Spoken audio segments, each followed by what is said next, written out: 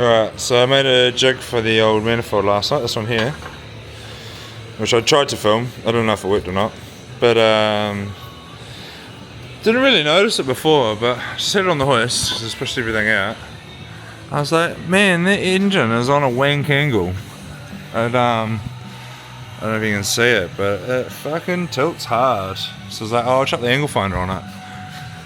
It doesn't look right. And trying to find a flat spot. We're at 9 degrees, pretty much 10 degrees of angle, which is way too much.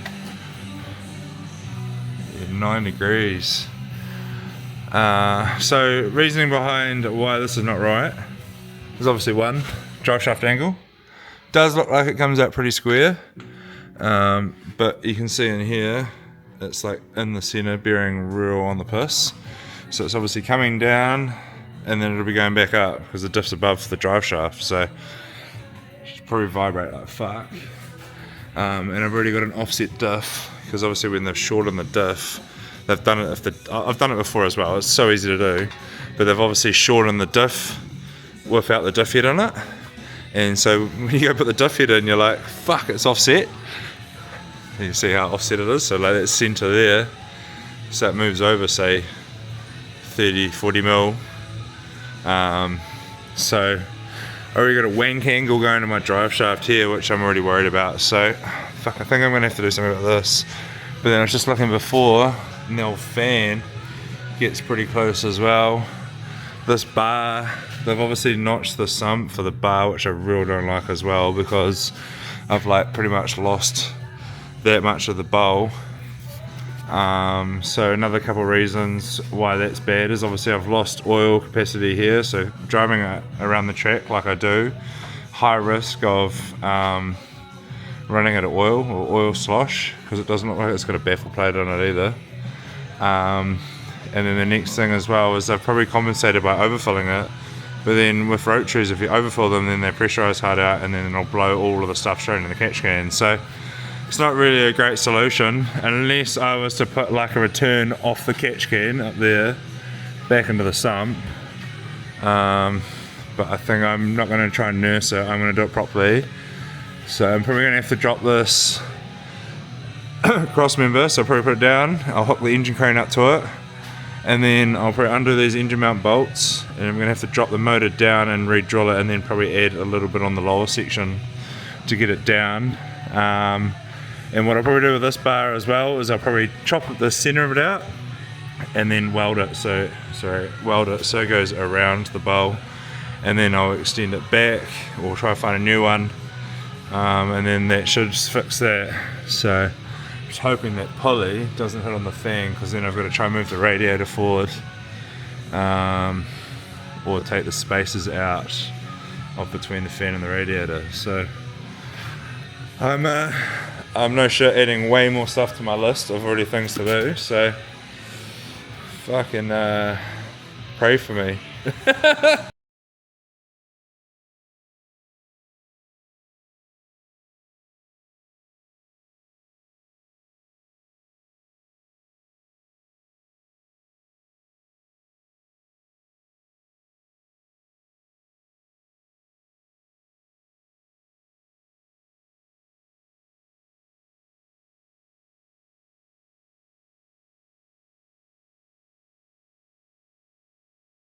Sunday morning.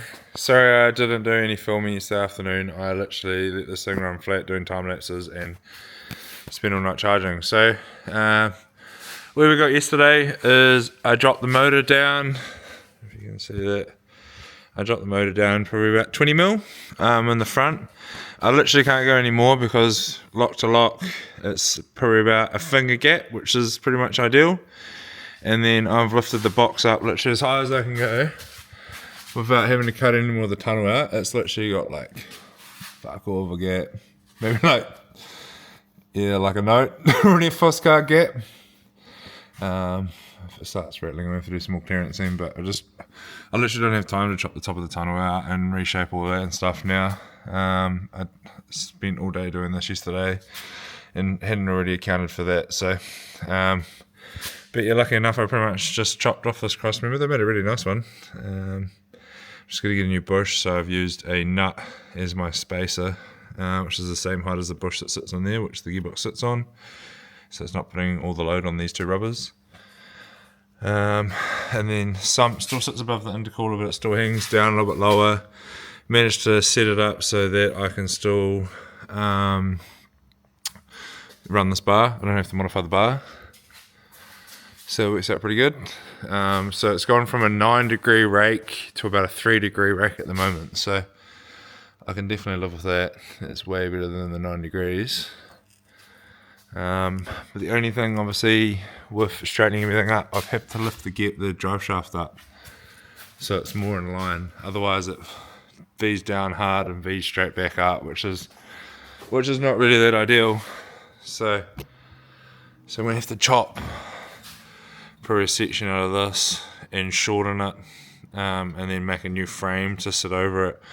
And it won't be just be able to be a bit of flat, it has to have the fold on either side to hold the rubber from vibrating as well. So yeah, way more work than I firstly anticipated, but it's all good. It's all good. Lucky I know a guy. So my job today on my lovely Sunday is to try and make my tray a bit stronger, because they had put a plastic tank in there. They had to cut the main support bar out, which obviously is okay because they haven't filled any of this in yet, so it hasn't any strength. But from us driving it and it being on the trailer, it's that whole corner had dropped, so it's obviously flexing a little bit on these spot welds. So I really don't want to damage this deck. So today I'm gonna pull it out. I'm gonna try wire brush some of the old support brace. And then I'm probably going to do a bit of an agricultural style brace. It's probably just going to be a plate with a bit of box section that comes out and goes across, because I've got to sheet metal all of this anyway before it goes to chrome really. So I'm going to make a fuel tank and I'm going to fill this all back in anyway. So I'll just make a brace, I'll put it back on the truck, I'll get it all square, I'll fill it in, and then I'll probably make a support once we get the tank in there, because I've still got to figure out the size for this as well, and how high stuff it can sit above it. So plenty to do. I moved the top arms out a bit yesterday, pulled them in a bit, sorry, and it pulled that shock away from the diff mint, so that's primo. Obviously needs a good wheel alignment, but yeah, so tray today, and then hopefully I can get it rolling again tomorrow, and then it can go to the boys to get wired. It was already wired, but just the finishing of the wiring. This is literally what we put together real fast just to get the brake lights and tail lights going for Muscle Car Madness. So I ain't no Sparky, so I'm going to tidy that all up, put some nice plugs on it, put some nice plugs on the tail lights. Everything else is pretty good. It's like they've done really nice job with the bulkheads and the fuel pump wiring and stuff. So someone spent some good time on it. It's just finishing it off. I want to put some more sensors on it. Tested the manifold jig. It still fits, so that's fucking primo. Kind of had to sit it there so I can get the downpipe out and down away from the intake as much as I can. As fast as I can, sorry. Primo thing about being left-hand drive though is I don't have a steering box to avoid. So that is absolutely awesome. I'll have heaps of room to run a 4-inch pipe out. Wastegate is just going to vent to the ground for now, don't you know it? I think it needs a bit of gillies and a bit of screamer. It should be good. So yeah, fuck, plenty to do. I suppose I'll get back into it. Alright, reasonably productive Sunday. Show you what I got up to. So I got the support brace going across there to make sure that the deck doesn't fall apart again when we load it back on the truck tomorrow. Chopped the old drive shaft brackets off, moved it over probably about 20 mil. You can kind of see roughly where the old ones were. So I've got to finish cleaning that up tomorrow and finish welding that. What else have I done? I feel like I've done more than that. Or was that it? yeah, pretty much deck, drive shaft. Oh, I mounted some coils on the front. Took the old alternator off because that needs to be rebuilt. Found a bit of a boozy though because it's running a Series 5 front cover, all 12A turbo. The water pump housing pushes the alternator back a little bit more, so it fails on our coil kit. So I'm gonna have to try push all the pulleys forward 5mm. But get in there, you will be finished. So get in there. So stay tuned and check back in tomorrow.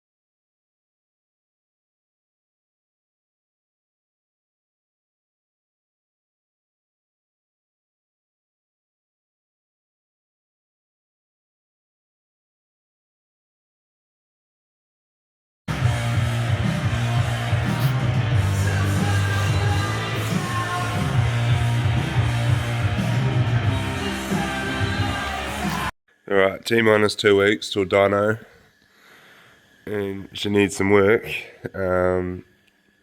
Typical, been to a wedding, and now I'm crook as fuck, so it's like 5:30, pretty much played around with the front runner last night, so I'm going to prep all this now, and then go tack it up, test fit it, and then hopefully this afternoon I can get the second runner done, and then weld them both up, and then start working out wastegate placement. Boys got most of the wiring done yesterday and the day before. Done a really nice job, and yeah, so get into this manifold, and then hopefully I can get an exhaust made by the end of the week, and then fuel tank and stuff next week, so fingers crossed. Alright, this is the fuel tank for the Repu. Excuse me. So it's the lid, so that is for the airflow unit that will sit in here. There'll be our main pickup pump, which will feed into our surge tank. Surge tank's got 2 Bosch 044s to the motor. It's got all anti-slosh in it as well, so we just miter the corners, so it can obviously bleed for the sides, but we try to leave these blank, stops the fuel moving side to side around corners, but then also can still get into the main pickup pump. But yeah, so it's all got it's pretty much like a big jigsaw puzzle. Alright, first test of the new tank. Fucking hope you got the measurements right, mate. That'll be perfect. Start with confidence and you'll be all good. Big tank. Very big. Alright, come down a bit then, I guess. Yep, stop. Yep, we're in. Yep, stop there, stop.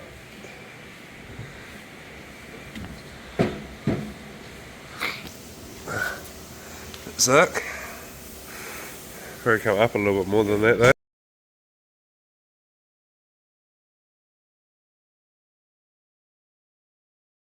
Alright, new fuel tank. How did that go, mate? Seen better days.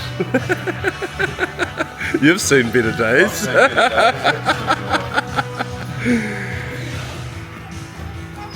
Fuck the old it's focusing on your face instead of the fuel tank. Yeah, I'm trying to turn it and it keeps coming back to you. Put your face by the fuel tank. Oh, there we go.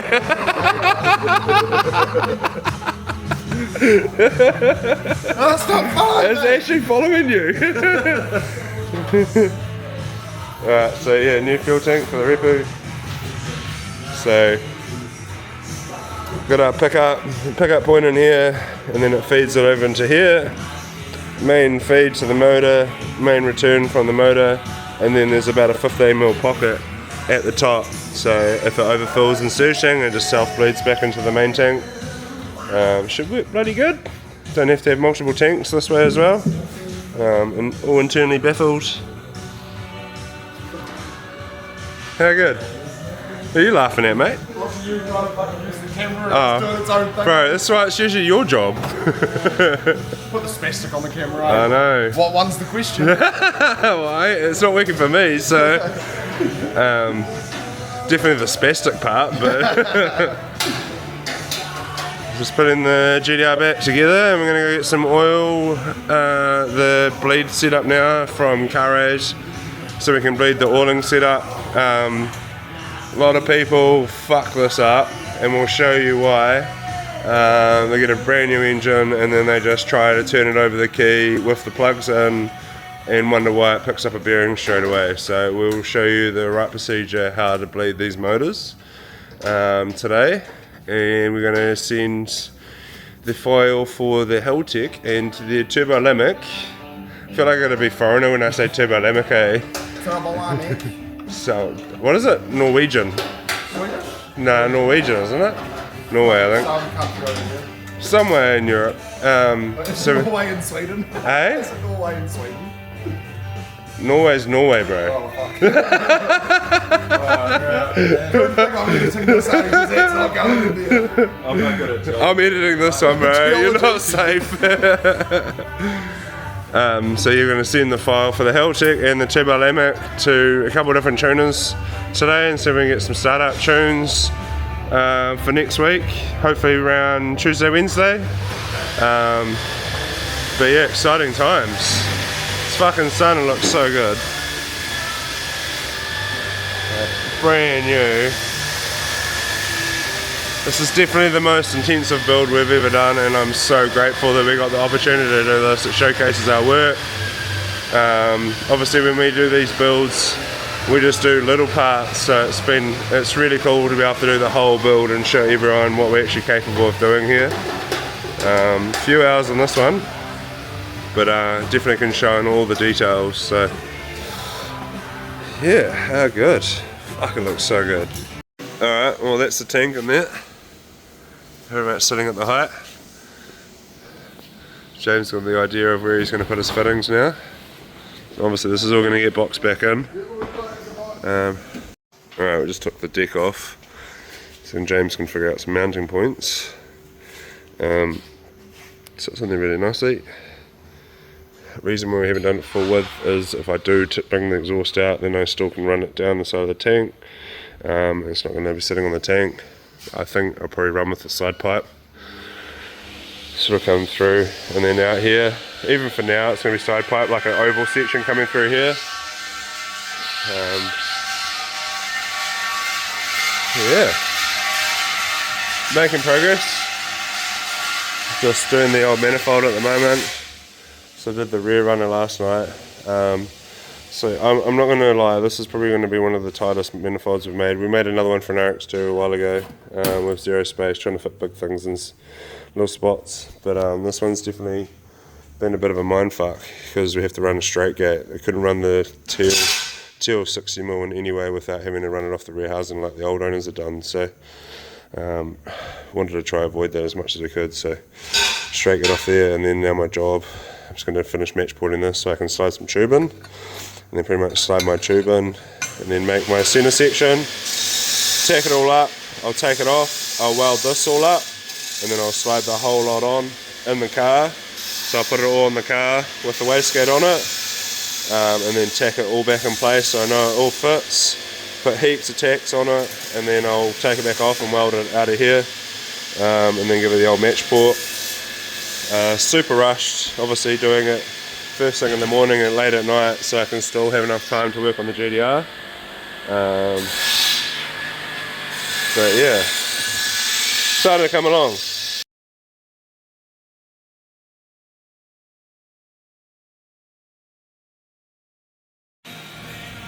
What did I say? Dribbling.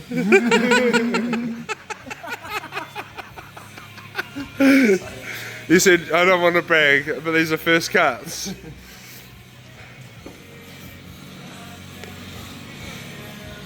not a too bad icometer. Fuck, that's pretty good for the old icometer, eh? It was a little bit too long, but Yeah, well. we're not going to nitpick your work, are we? You will.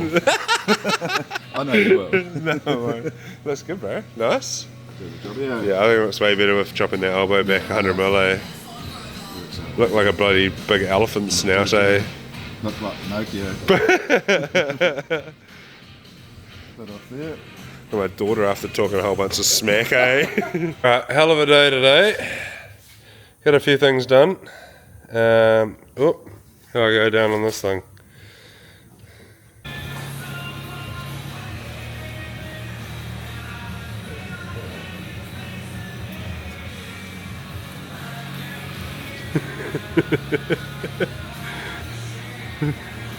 Okay, how's it going?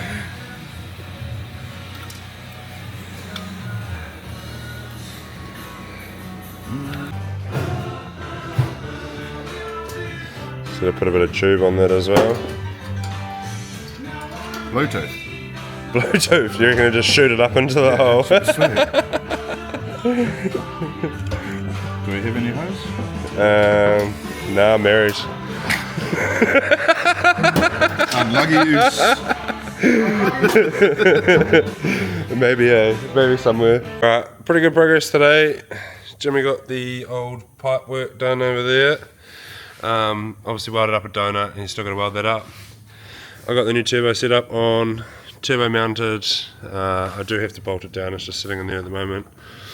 Screamer tacked on, it's literally just going to go straight to the ground. We were talking about it before, we were wondering if the straight gate will sound any different on boost. Obviously it's just a straight valve off the wastegate, so obviously the 90-degree wastegate might muffle it a little bit. So I got the radiator remounted. Did notice that the intercooler sits out a little bit more on that side, so it is ever so slightly on the piss, like maybe 2 mil. But for me I can see it, which is annoying, but it is what it is. The reason why I've moved that in, or I moved it down and in, is to give me a bit more clearance between that front gilly pulley and the electric fan. It was just a bit too close to my liking, so. And I've just taken the water neck off, chopped the lower hose so I can remake that. Obviously I got a bit close to the manifold, I don't really want to be popping radiator hoses. So that'll be my job for tomorrow possibly. I went down to try and find some rubbers for the doors, for the windows, so I could put them together, but no luck. So yeah, I've started doing a bit of a list. Things to buy, things to do. A little bit better, feeling a little bit better about it, knowing that most of it is now on the piece of paper. So before you just get quite overwhelmed with how much there is to do without actually knowing what you have to do. Remounted or re-drilled the holes for the coils. Here we go. Re-drilled the holes for the coils. I've got our muffler here, thanks to Brent at Adrenaline. He's come to the party and pretty much sponsored us a race baffled muffler for it. These are the guys that we use for all of our rotary stuff. People give them a bit of smack for mufflers burning out, but what they don't know is the rotary's a lot more heat, so you actually have to get a race baffling set up in them, and not just your normal off-the-shelf items that they do. They're only good for like piston stuff. So with our ones, they've got like a baffle every like 50 mil, I think it is, and then it's got fiberglass and steel wool in between each section as well. Because usually with the rotaries, they get so hot, they blow all the packing to the back, and then it just melts and blows out, and then you lose all your packing, and the cars come super loud. So we've been running these for years, have had zero issues once you get the right one for the application you're using. So thanks to Adrenaline, big thanks to I think his name is John at Pulsar. They've come on board as well. So that's a G40 900 with a 0.92 rear. Usually we do a 1.0 on this, but I wanted a little bit more response, a little bit less power out of this, so slightly smaller rear housing. So on the Betty we had the G40 900, 1150, sorry, size up from that one. So this is a 6270. So we're going to see what is going on. obviously with the Garrett style turbos, they run smaller compressor, bigger exhaust. Borgs are a little bit different. Usually we run like a 64.5 or 63 on the front. But you're quite excited to see what's going on with this turbo. Having the radiator pushed forward a bit more, now I can put a fan shroud on it, which I'm quite rapt about. So yeah, I'm going to call it a day today because I'm like avoiding tasks like there's no tomorrow. So that's obviously a sign of being tired and wanting to go home. But yeah, come back in tomorrow for a couple of hours and might start tackling the old shifter, surround and shifter itself. I need to do this before it goes to upholstery, so I need to drop the gearbox down and tidy up the hole, and then essentially weld a bit of tube to it and like a washer or like a plate on it, so the shifter sticks through. Obviously enough movement to obviously change gears, and then I make the same again so that when my upholstery guy does the interior, he's got something to glue the shifter boot to, and I can still remove it by unscrewing it, so it's not one piece. So yeah, still a bit to do, bit of wiring still to tidy up and stuff, but starting to feel a lot more better about everything.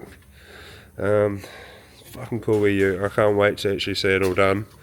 I'm looking forward to getting the exhaust coming out next week. Some interior going on in it. Most of the fab work up the front done, and then it's pretty much a week and a half of all the small stuff, or a week of the small stuff. So yeah, wish me luck.